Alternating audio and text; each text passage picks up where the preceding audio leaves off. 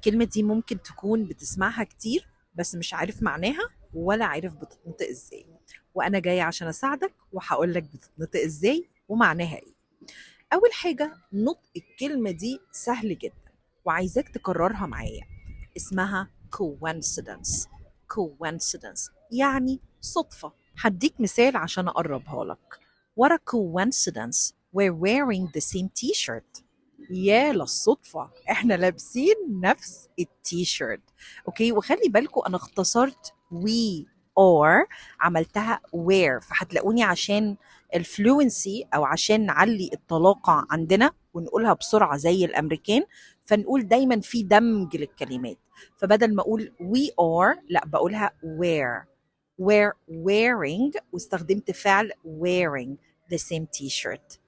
يبقى تاني هنقولها coincidence يعني صدفة، ودي طبعا noun. حاول ان انت تدرب نفسك عليها واوعى تنساها.